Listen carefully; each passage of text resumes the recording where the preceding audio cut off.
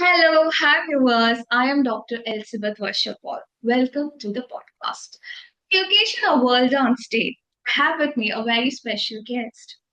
He has been pursuing his much more passion, I could call it as, in dance studies from University of Roehampton, UK. His intellectual rigor and the passion for dance has to be spoken of. Of course, I welcome Giridhar Raghunathan uh, to the podcast. Welcome. Hi, Elizabeth. Thank you. Thank you very much for welcoming me. And I look forward to having this interaction with you. Sure. So, why dance? Like, I think you did your, I think you're from an engineering background, if I'm right. And That's right. suddenly this dance comes into your mind, and you're doing your PhD also. I think it's been almost 5 years. So, what made you choose dance as your PhD also? Right. Yeah. Yeah. So I completed my PhD actually, and this was in 2024. And my PhD is in dance studies, like you said. And basically, I started learning dance at a very young age. When I was about 6.5 years old, I started learning Bharatanatyam. And I am from Trichy, and that's where I started learning dance. And my guru is Dr. Supriya Ravikumar. She is a very well-known dancer, teacher, choreographer who is from Trichy as well, and she teaches in Trichy. So I was doing my school education and my dance learning privately simultaneously. And then I went on to do my Arangetram dance debut when I was still at high school. And after my Arangetram, I started performing regularly. I would do solo performances. I also joined my teacher and her school on her group ensembles.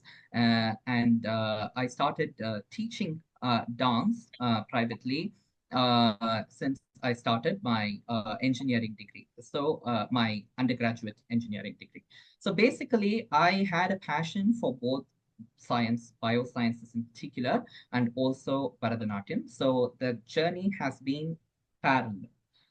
So I had the opportunity to also enroll into a Bachelor of Fine Arts degree, which was a concurrent degree program. And to my good fortune, it was introduced the same year I completed my higher secondary education. And because of this opportunity, I was able to do my BTech in biotechnology and BFA in Bharatanatyam at the same time.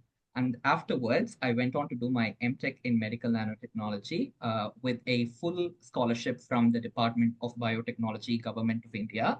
And alongside, I also did my Master of Fine Arts in Bharatanatyam.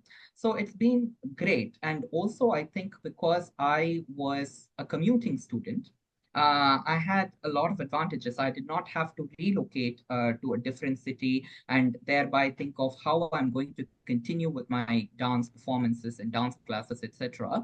And throughout my school and college and university education, I was living in Trichy, and it was very convenient that way. So it has not been a transition per se, but the conscious thought of starting a PhD in dance came up after I relocated to Canada. So I was living in Canada for a while, for about 4 years. I was working in biosciences at that time. I was working in tissue engineering sector.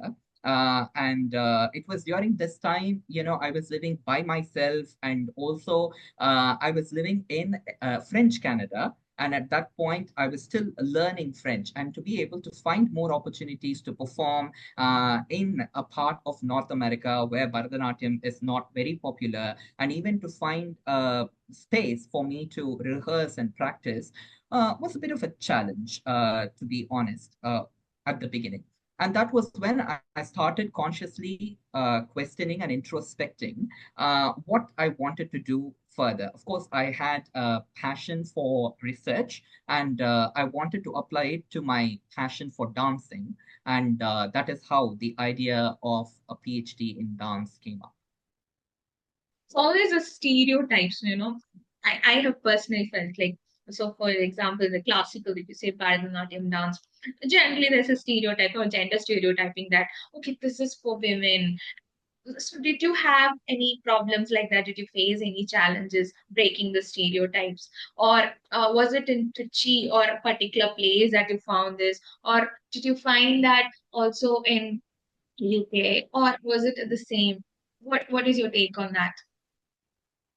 Uh, if you would look at the common idea and understanding of Bharatanatyam and who dances it, who learns it, and who teaches it, for that matter, the common understanding and also the common practice is it is predominantly female performers, female teachers and choreographers, and learners. Right. So yes, I come from Trichy, which is a mid-sized town, Yeah, city. And The common knowledge around me when I was growing up was that Bharatanatyam is for women and for yeah, girls. yeah. So that question came up quite a number of times at school Okay. and later on in college, among relatives, among neighbors, because everybody knew that I was learning. I was quite active as a Bharatanatyam learner and a performer. I used to go to a lot of programs, performances, concerts, and also, especially when I started performing solos, this was towards the end of my school education and the beginning of my college education. A lot of people, even after a performance, would come to me and ask, "Okay, Bharatanatyam and a man. I have never seen a man dance Bharatanatyam before." And they would name one or a couple of male actors who also have learned Bharatanatyam, and they'd say I have only seen their performances, that too in film, and this is the first time I'm seeing a man performing Yeah, Bharatanatyam. yeah, Um, that sort of questions have always existed and they still exist. But again, yeah, yeah, the form in itself, I think it gives the scope for learners, not just men and women. Today, there are also transgender learners and performers, gender non-conforming learners and performers, etc. So the scope and immensity of it is broader than that. Yeah. okay. So I just wanted to ask you, like, regarding papers, conferences. I saw a lot of conferences you had presented your papers. Can you just share us any experience that you remember, or any interesting work or phenomenal work that you have presented? Definitely. Before going into speaking about the conferences, first I would like to speak a bit about my research intersections. So, my work focuses on the interdisciplinarity of dance, gender, and sexuality. And I have also now started looking at environmental sustainability and integrating that within my work. These are the areas that I predominantly work in. And the conferences that I have been to have also been in these areas. Either these are gender and sexuality conferences, or these are dance studies and dance research conferences, and also environment and ecology related conferences. And in terms of speaking about conference, I can share about the recent conference that I presented in. So this was in London, and towards the end of March.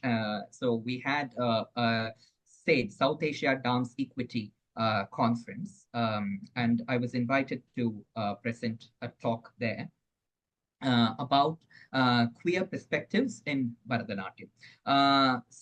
This particular conference is something that I would also like to highlight, because not just because of it being the most recent conference that I went to, but also because of looking at South Asian dance and its equity in the United Kingdom. When we talk of South Asian dance, so here the category which is used to refer to Bharatanatyam, Kathak, Odissi, and various other forms of dance that come from India, Pakistan, Bangladesh, etc. We use the category South Asian dance in the UK. So in the UK, it's called South Asian dance, although we use the term Indian classical dance as well, we predominantly use South Asian dance. And when it comes to South Asian dance, again, the knowledge of South Asian dance in the UK, in terms of performances, in terms of teaching, in terms of workshop, the research that is carried out, etc., predominantly focuses on what we call as the classical dance forms of India. So the classicized Indian dances, such as Bharatanatyam, Kathak, Bharatanatyam, Kathak predominantly, and also there is research on Odissi and other classical dance forms from India, such as Mohiniyattam, etc. But when we look at the dance and how equitably it is modeled and presented, there is only, for the most part, scope for performing, presenting, and talking about these classicized dance forms. But there are indigenous dance forms of the country, such as Adivasi dance forms, and a lot of traditional dance forms that come from various parts of the country, of the subcontinent, and also South Asia largely. And just to give an example, forms like Karagatam or Kavadi Attam or Oilatam that come from Tamil Nadu, they rarely get featured uh, within the performing arts sector, right? Both, I think, in India and also in the world, when we talk about dance research, etc. So this conference was a possibility, an opportunity, which basically forges this equity. So, inclusive representation of the different kinds of dances, inclusive representation of able bodied uh, and disabled dancers, and also equitable and inclusive representation of queer dancers as much as uh, heterosexual dancers, and an equitable representation of caste. Caste is not something that is hugely talked about within the performing arts sector in India. So that was also one of the key areas of this conference. And I think this is one of the fantastic areas that need to be, and one of the most pertinent and key areas that need to be looked at. And the conference was a perfect, fantastic opportunity to present these issues. Okay. Since you were telling about this gender equality, we're talking about the caste and things like that. I also wanted to ask you, what are the similarities and differences that you noticed in recent times between Western dance and the classical dance? Do you think that are we evolving? Like classical dance is evolving also, or is it trying to adapt more towards the Western dance? What do you think? Is there any similarity, difference between both styles or between both forms? Right. So when we talk about Indian forms and Western forms, or forms from the global north, again, Western forms are as diverse as Indian dance forms. So even in the Western world, in Euro America, we've got so many different dance styles. Ballet is a classical dance style, but we also have other Western dance forms like contemporary dance. And we've got freestyle hip hop and so many other techniques that are quite popular in Euro America. And there have always been a lot of exchanges. There has been a nexus for a very long time between East and the West in terms of cultural practices and also dance practices, dance and music.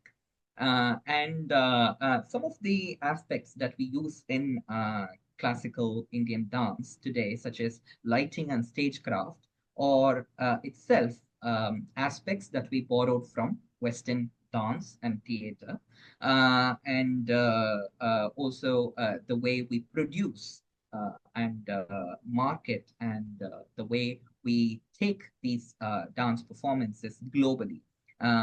Again, has some sort of an influence. It's sort of influenced by, say, the Western modes of dance production and dissemination. That is global dissemination. And in terms of technique, a lot of dancers today use um, musical instruments, fusion music. And at one point, we were using very traditional, in musical instruments that originate originated in India. But today we are using other music forms, and it's not just confined to Carnatic. So we are also choreographing and working and experimenting on Western music systems. And we have also been able to tease out stories from other parts of the world. We have been able to engage with them. And also, in terms of the issues that we take up in presentation. So a while back, I spoke about focusing on queer issues in dance, and there are issues such as globalization. There are issues such as technology, etc. And again, we have been actively trying to engage with these concepts in Indian dance, and particularly because my area of work is in Bharatanatyam. I can say in Bharatanatyam there are quite a number of productions uh, on these aspects as well. Since you said that you did your PhD in Bharatanatyam, how has the whole department been towards you? Did you have seniors who have done PhD in Bharatanatyam, or were you the first one? Share us your experience. Good question. So, my PhD in dance studies is from the University of Roehampton in London. And Roehampton has been the number one center for dance research in the world in the past. Today, Roehampton is number one for dance research in the UK. So it is quite a strong department. And we have faculty who are working on a range of world dances. So we have experts who are working on different styles of British European dance. And we have experts with us who work on African dances, Afro-Caribbean dance, in various forms of Asian dances as well. So it's a very strong, intellectually stimulating department, intellectually stimulating center where I was conducting my research, where I was working. So basically, I would say there are quite a number of dancers, scholars who have basically dance scholars, performance scholars who have graduated from Roehampton, and also working within the area of South Asian dance itself. And for example, my PhD supervisor, Professor Anne R. David, so she recently has produced a monograph, a book on a celebrated dancer, British dancer of Indian Burmese origin, and his name is Ram Gopal. And basically, Ram Gopal was a celebrated dancer, an iconic dancer of Indian dance styles in the UK. And uh, my supervisor, Professor Anne David, has released a book on him recently. So there are a number of scholars who are working in this area of South Asian dance within the UK itself. And many of them have graduated from my university, which is something that I'm very proud about. So yes, there has been immense support for me, and also I was able to consult their works, their books, the articles that they had published, which basically laid a foundation for my own research. So yes. Since you were telling me about research, like a person like me who's done research and say PhD in economics, all I know is about qualitative, quantitative mixed methods of research. So I'm like curious, what do you actually people? How do you find the respondents? How do you do research in dance? I think that's a question most of the viewers also would like to know. So can you share your insights? Definitely, definitely. Yeah. So a lot of work that we do within the sector is qualitative.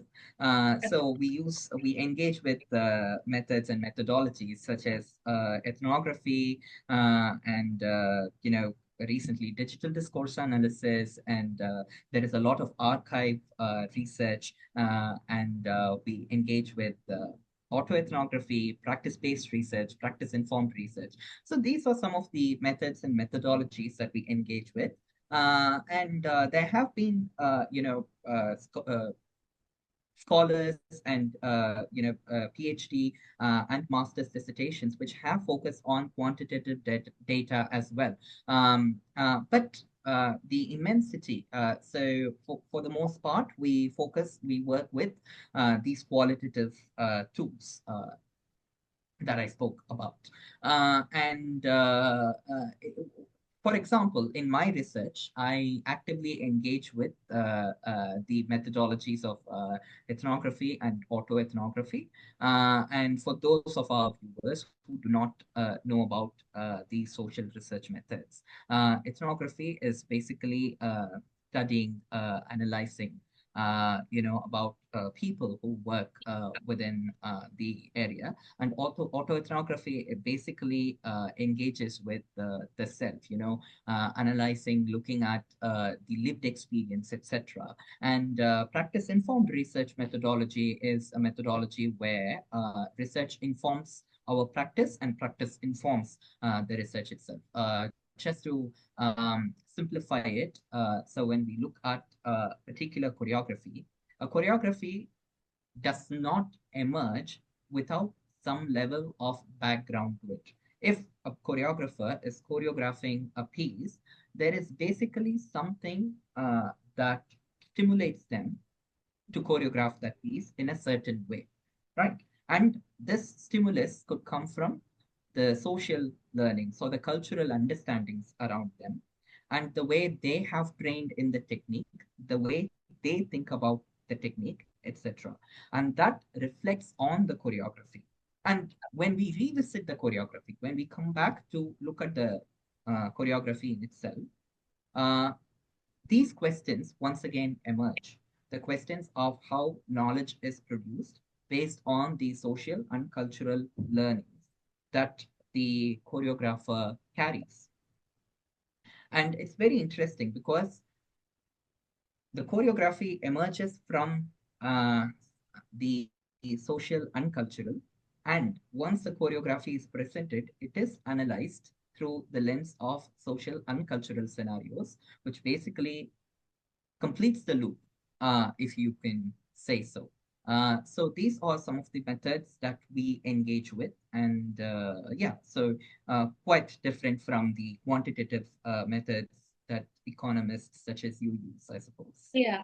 And I just wanted to ask you, I just read, like when I was just going through the Google Scholar and LinkedIn profile, you had mentioned one of the tests. What is Mm. that test about? Okay, so it's called Bechdel test.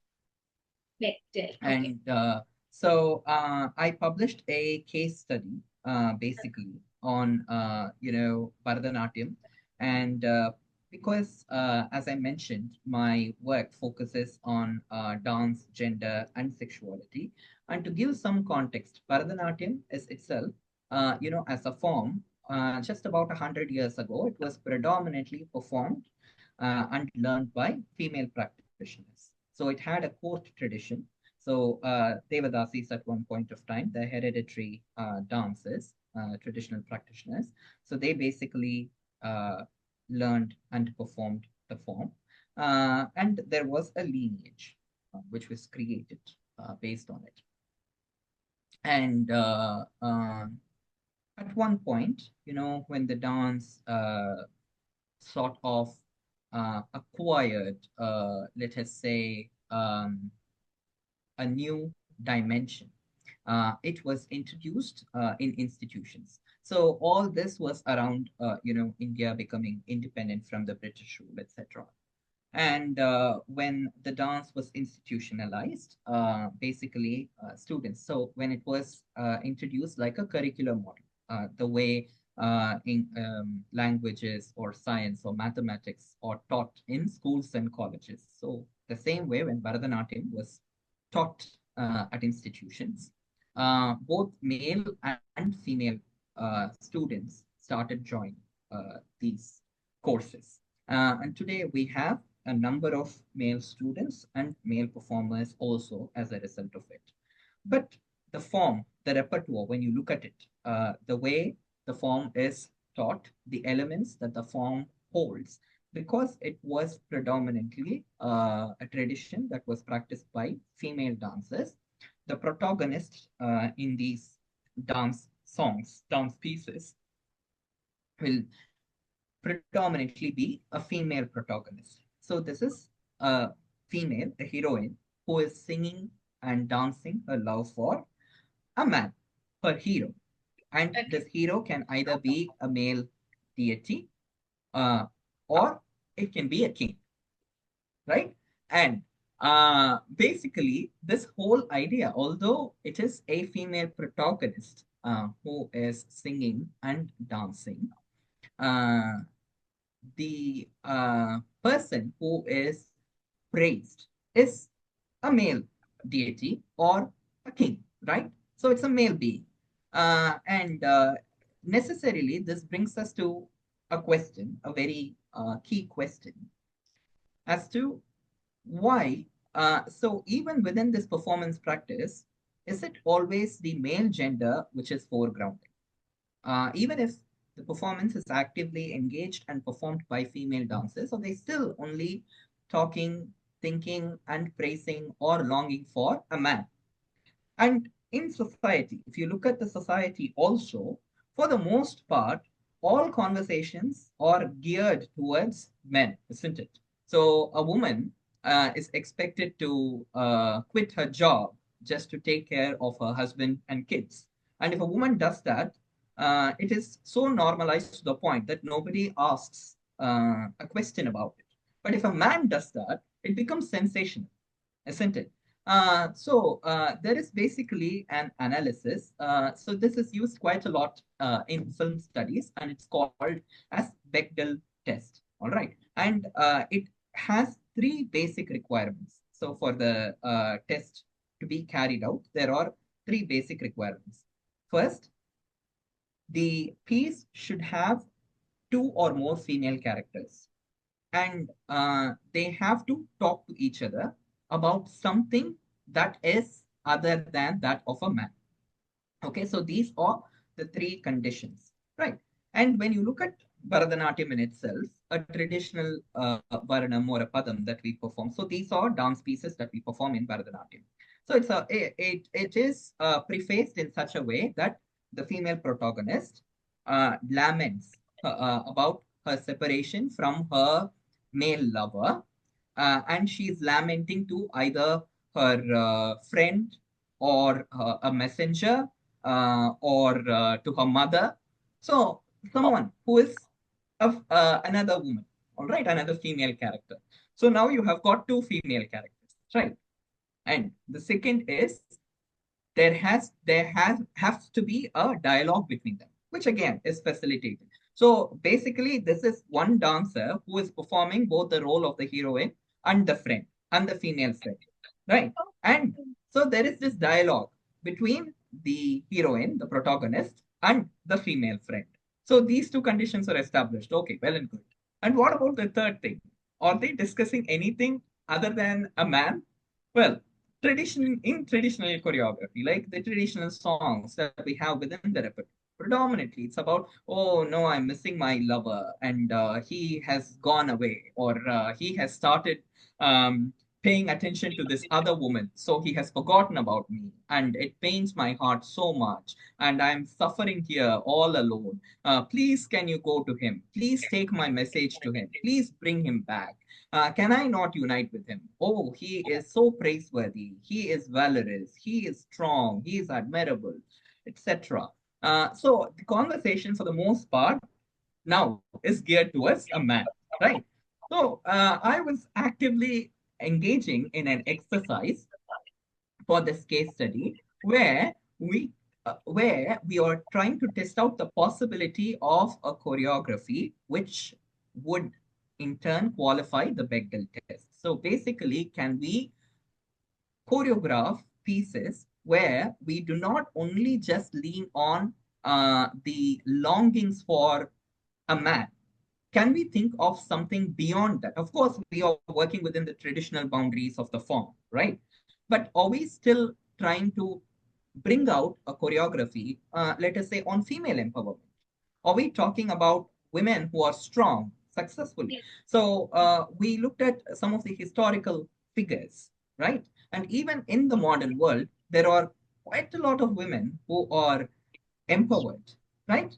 Who are leaders, and Yeah. they are leaders in their professional lives. They are leaders in their personal lives. And can we talk about through the language of dance, of course, these women, right? And can we make a choreography which is centered on the woman while still working within the traditional bounds of the choreography of the form? So we are still going to use the same hand gestures, we are still using the same facial expressions, we are still using the same movement technique. But in terms of the theme, are we looking at something different where the female protagonist is foregrounded? The female is empowered. So this was basically the idea of that case study. Yeah. Okay. So just wanted to ask you, together, like, so you explained very beautifully. Just want to ask you, like, how many performances have you totally performed in stage? Can you just give us a number? Very hard. I think this is the most difficult question. Must have been more than 250 performances, I think. Yeah. I mean, I don't keep count, so yeah. And I have performed in several countries. So I have performed in India, of course, across the country. And aside from that, I have also performed in North America, in the USA and Canada. And here in Europe, I have performed in a number of countries, such as the UK, performed in Germany, in Norway, um, and in Luxembourg.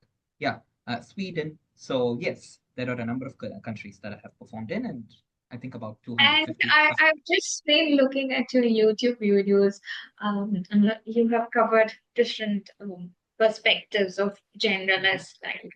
And so you had explained where you draw inspiration, but still where you get an inspiration from. Okay, this particular perspective or context would fit in this cultural setting. So how do you choose that? Very interesting question. So I think one of the key aspects as an artist, each of the artists us we engage with, is the thinking process. So basically, we draw inspiration from a number of things. Of course, like I said, the socio-cultural element and understanding is key, but not just that. If you would ask me personally, I also read quite a lot. So my inspiration comes from reading. And when I say reading, I read Tamil poetry, and I read world literature. So in English, but published not just by writers from either the UK or or North America, but writers like Indian English writers. And How many hours do you spend just for practice? right. So I'm not actively performing at the moment. So for the past 3 years, I have not been very active with regards to performing, as I was focusing on my research. But when I was active on stage, I used to practice and rehearse for at least 2 hours a day, for 3 or 4 times a week. Yeah. I always am very curious. I'm sorry. I just wanted to ask you, classical dancers very expressive, especially your eyes, you know. So do you practice any eye exercises for the dance? Yes, so that is also part of the routine. So basically, we have got some exercises for the eye, for the head, for the neck, etc. So we do that. But when we practice our basics, so when we do the abstract movement, so we call it adable, and when we do that, we obviously always, when we move the hand. we usually look at the hand in the direction it moves. And also when we do the emotive part, the abhinaya, we again engage with practicing the eye movements.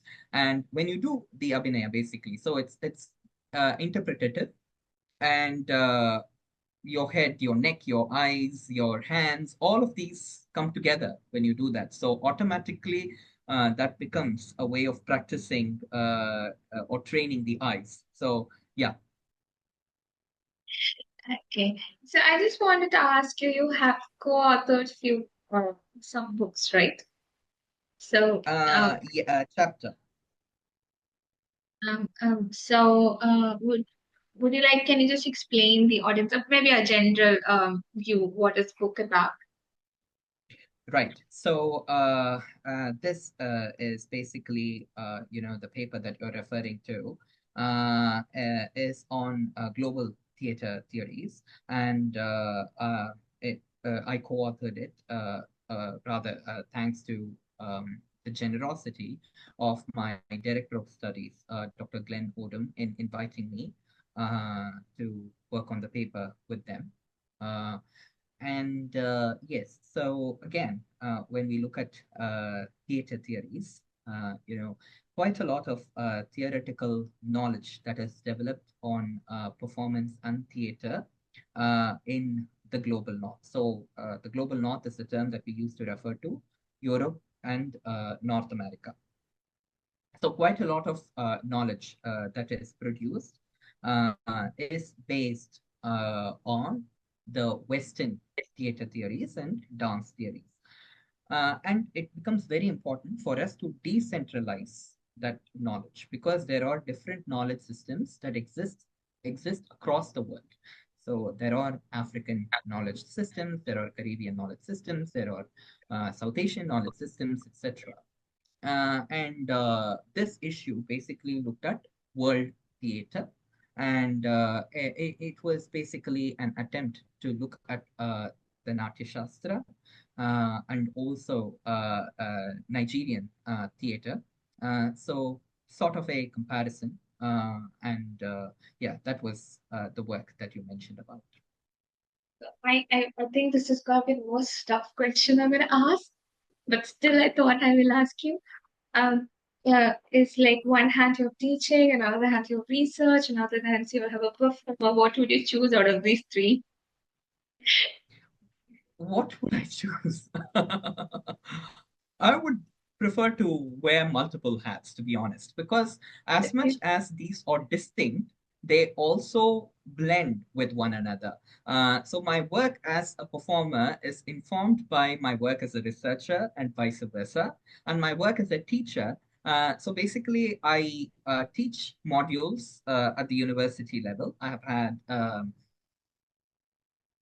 I taught in the past. I have been invited to co-teach, and I also regularly do guest lectures and seminars, etc. So the teaching aspect, and also the teaching technique, the Adabu classes, and the dance pieces that I teach, etc. So all these also inform my research, and my research informs this teaching as well. So if you look at it, it's all one fusing into another. So I don't necessarily see them as distinctly different. But if you give me an option to choose one, I don't think I would be able to. I would rather don all the hats. I definitely knew the answer, but I thought I'd just. Um, yeah. So, what are the subjects that you teach? So at the moment, I am working as an executive project officer within the universities in planning and strategies. So I'm not teaching any modules at the moment, but in the past, I have been invited to co-teach an MA Dance Anthropology module. And I have also designed and taught a module called London Theatre Stage. So this is about the theatre and dance culture in the city of London. And I have also been invited by other universities to teach a certain lectures within their courses. So I have been invited by Stockholm University in Sweden, and also twice invited by Bonn University, Germany. Uh, yeah. And I thought I should ask you, what are the prospects or the future that you see in classical dance from year say 2025? Okay, so that's a very broad question. So do you mean when you say future, future of my work or the future of the sector? So, for example, like any domain is evolving, right? For example, when my grandmom, when she did her PhD in economics, she chose only primary data. That was like very new because right now economists always concentrates on secondary data. Primary data, yeah, it depends on the work. But I'm just generally, general picture I'm giving. So over the years, I feel each domain is changing, evolving. Future is also obviously it's pretty uncertain, and I'm talking about right now with AI, machine learning. It makes your work also easier for the researchers as well if you're using it in the right. Like, what do you see as the future of Bharatanatyam with this particular domain? Something like that? Do you think so? Right. So I think moving forward, there will Mm-hmm. be an active engagement with questions of gender, Mm-hmm. questions of inclusivity, questions about class and caste within the form, because these are issues which have been existing for a long time. But unfortunately, within the sector, especially in terms of performance practice, these have not been actively engaged with. I think the learners of today, the millennials who and the Gen Zs who come into learning the form, and later on becoming performers or actively engaging with these questions now in their performance work. So I think one of the key, in fact, positive changes that I'm foreseeing is that these questions will not just be engaged with research, with academia, but will also extend to the performance practice. And quite interestingly, you also mentioned artificial intelligence. And I think AI as a tool will also be predominantly used in performance production. So, for example, today, one of the key things that you would need to present a performance, to produce a performance, is music. And oftentimes, uh, dancers, especially soloists, unless they have a commission. So if their work is commissioned and is funded by a funding body, then there is a possibility for them to hire music artists, musicians to record the pieces for them, which in turn can be choreographed and presented on stage. But not a lot of artists today have that privilege. So either they rely on records like cassettes and CDs that are available in the market, or they sort of recycle the material that they have from the past, because every time engaging a musician, in order to produce new works, uh, it can be financially quite challenging for a lot of artists. With AI, I think also in terms of how the sector is evolving in music, there will be opportunities, I believe, in future for the dancers to create their own music using these AI tools. So basically, you've got different musical instruments and different ragas or you know, that are already um, recorded and available in the internet, and ethically how you can source them, how you can put them all together, how you can blend in order to create your own music for your own performances. I think there will be some development in that area moving forward. So I just wanted to ask, what are your future plans and probably any goals that you have? Fine. On the occasion of World Dance Day, I had a Very interesting conversation. Just not me, I think even the viewers would have learned a lot about the nuances of dance, the performances, research. And I should tell you this as well. So hailing from a small town, he has come this so far to University of Roehampton. So congratulations on that. And thank you so much for your valuable time and for giving us like a lot of insights. So thank you so much. Thank you very much, Dr. Elizabeth. I had a wonderful time interacting with you, and I hope that your viewers also enjoy and benefit from this interview. Sure. Thank you. So please share, like, and subscribe my channel. Thank you.